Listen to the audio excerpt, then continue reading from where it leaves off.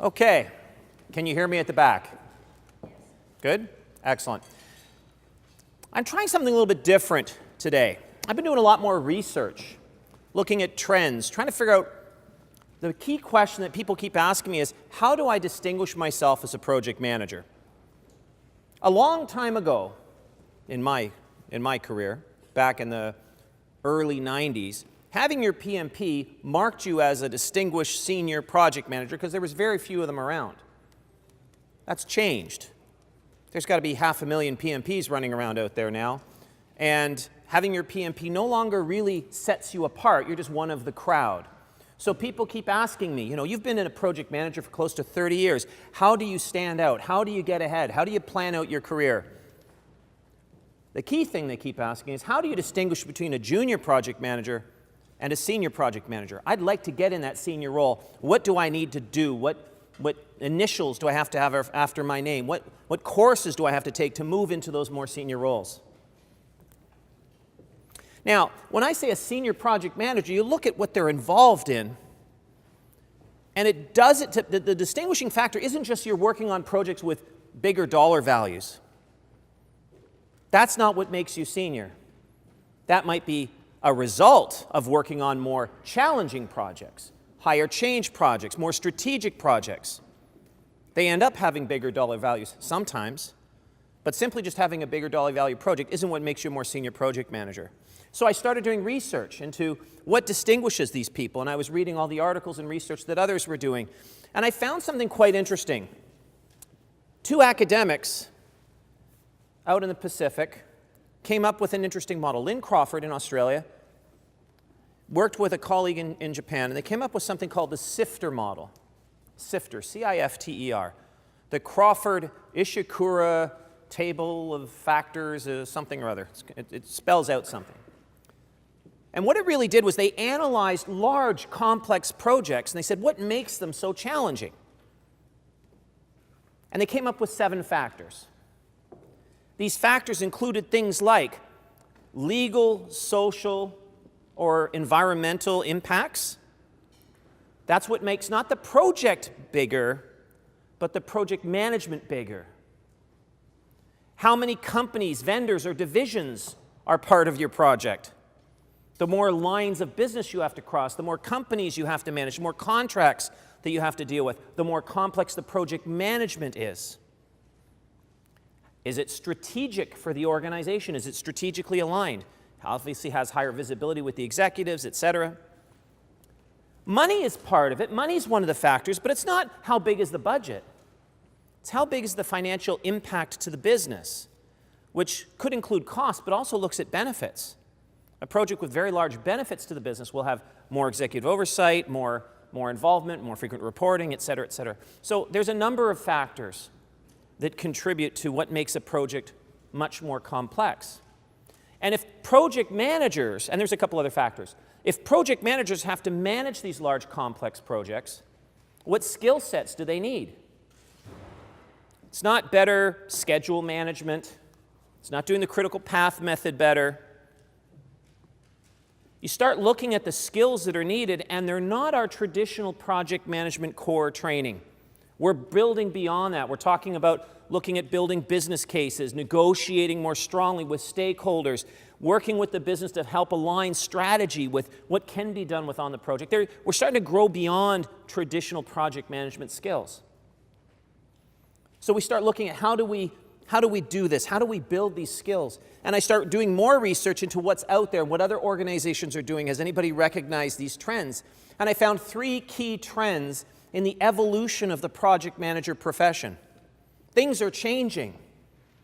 The job of a PM, as PMI describes it, is a lot different now than it was 20 years ago.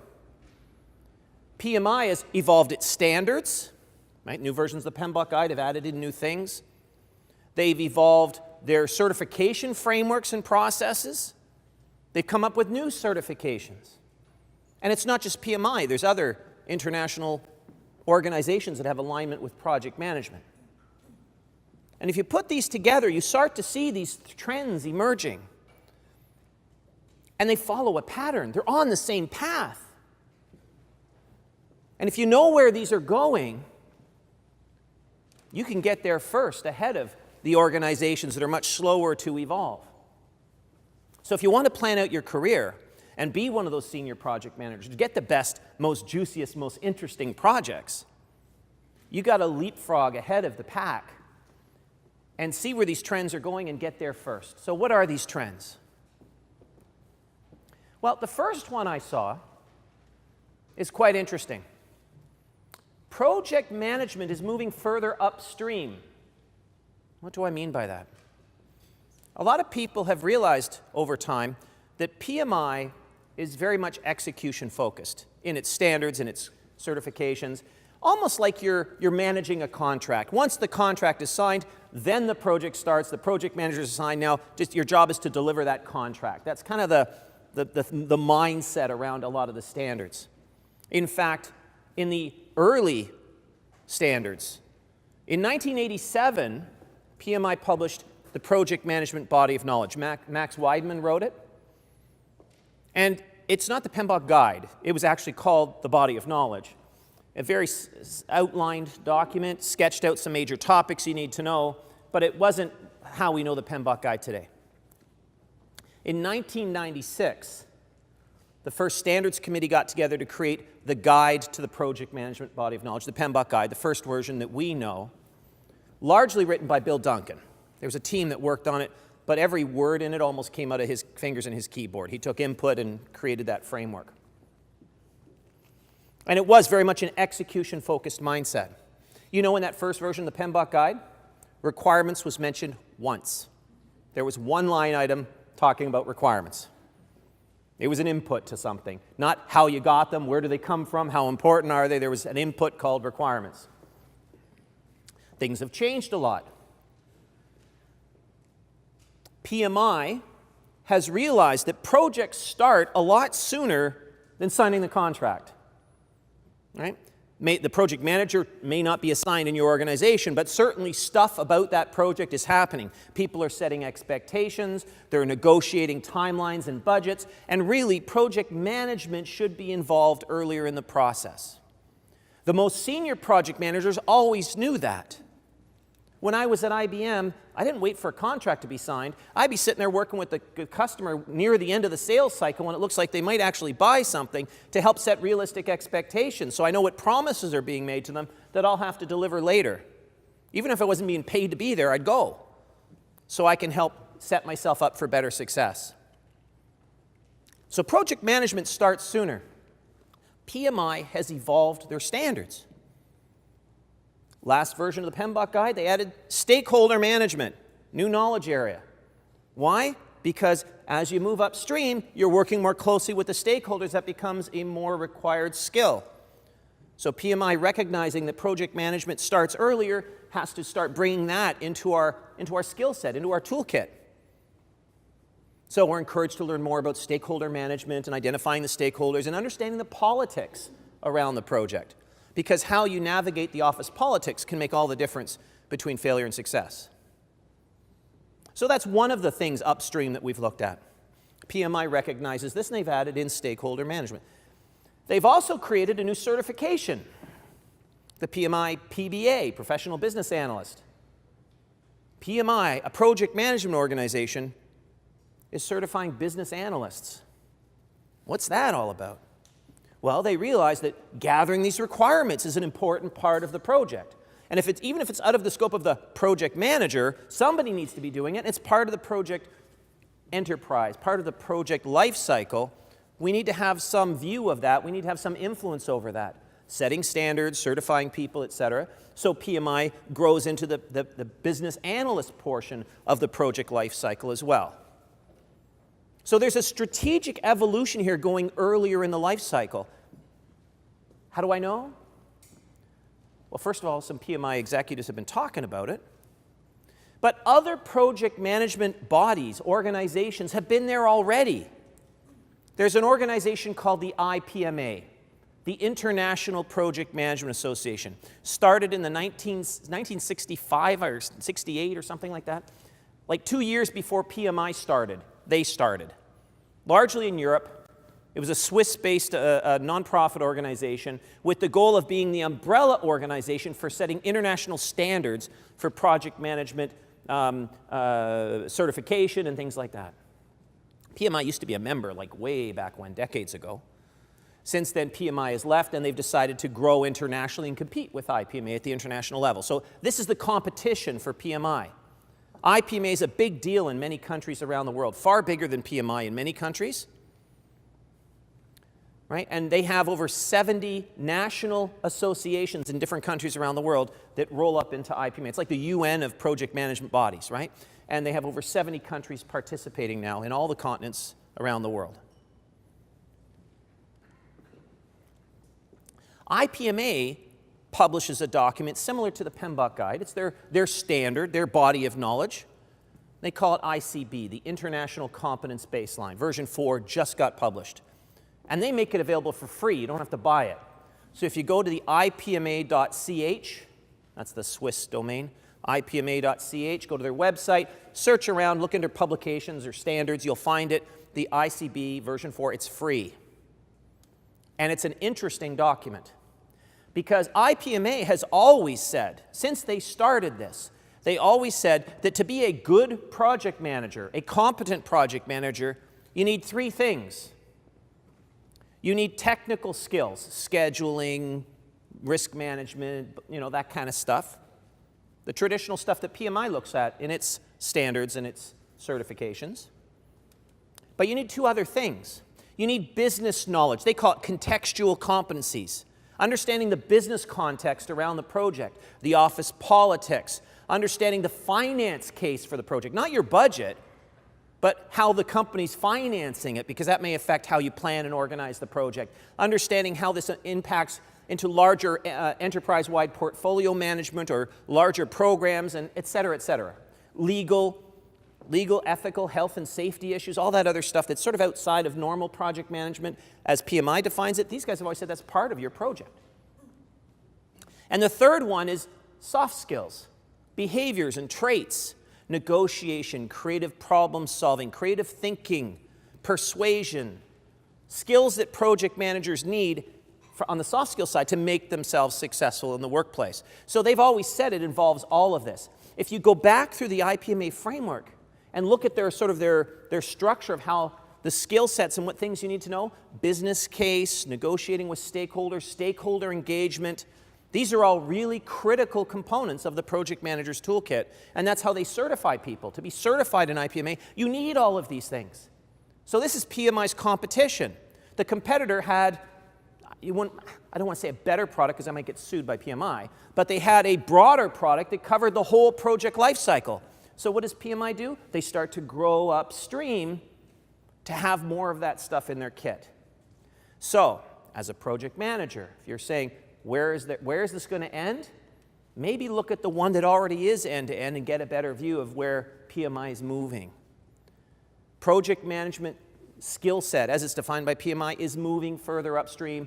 Look at some of those other standards to see what those skill sets might be. Now, as you're growing into those other skills, you're getting more into the soft skills and business and everything else. PMI's done a second thing to indicate this is the direction they're going.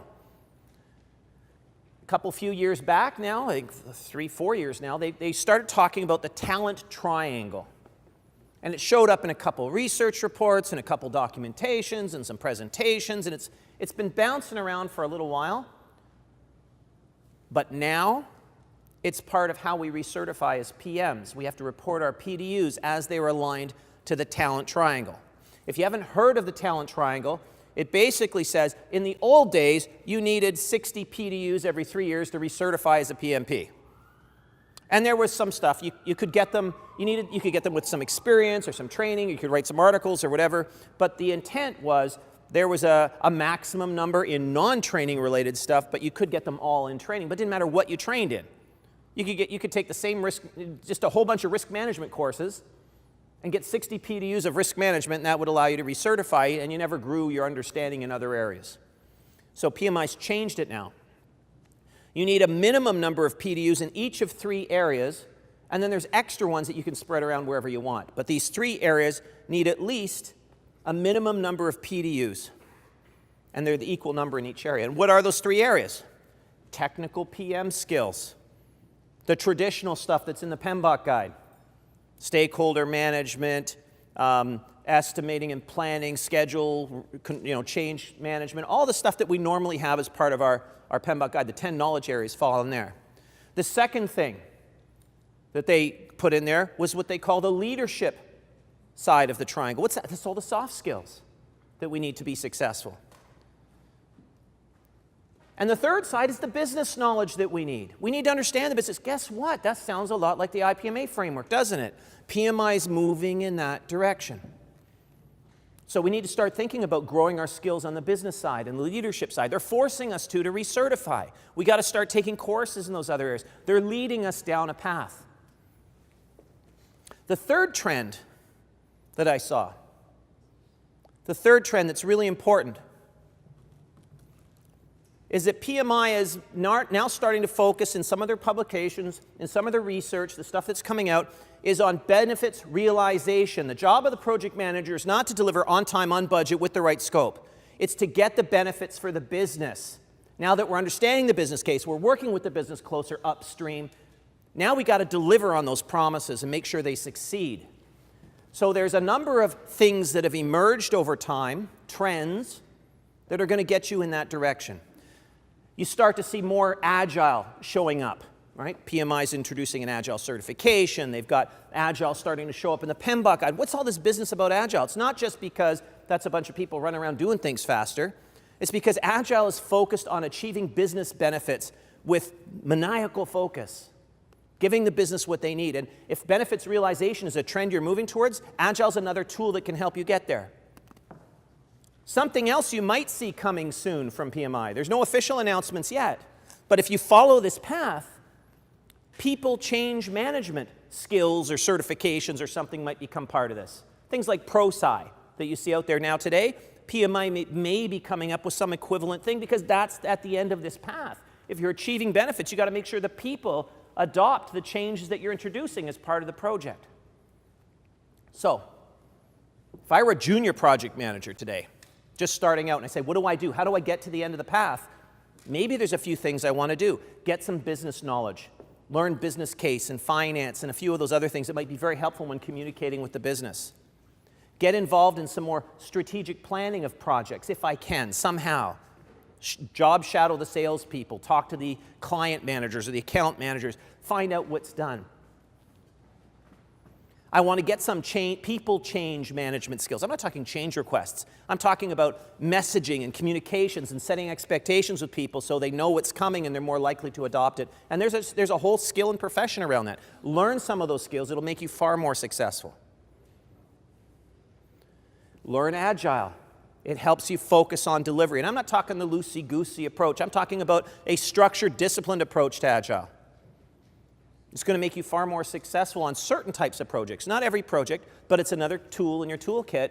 And especially when we're dealing with greater and more complex projects. And PMI has written a report, the Pulse of the Profession reports, that you all get for free if you want it. It's on the PMI website for free. They have one talking about what makes projects more complex and what are the drivers and what skills do successful companies that deal with these complex projects have. Leadership, number one. But also flexible, adaptive frameworks, agile. They can get them to those projects, get those projects to succeed more readily. So these are the trends that I'm seeing. These are the trends that the standards bodies and certification organizations notice too, because they're starting to move there. Why don't you jump ahead? Thank you.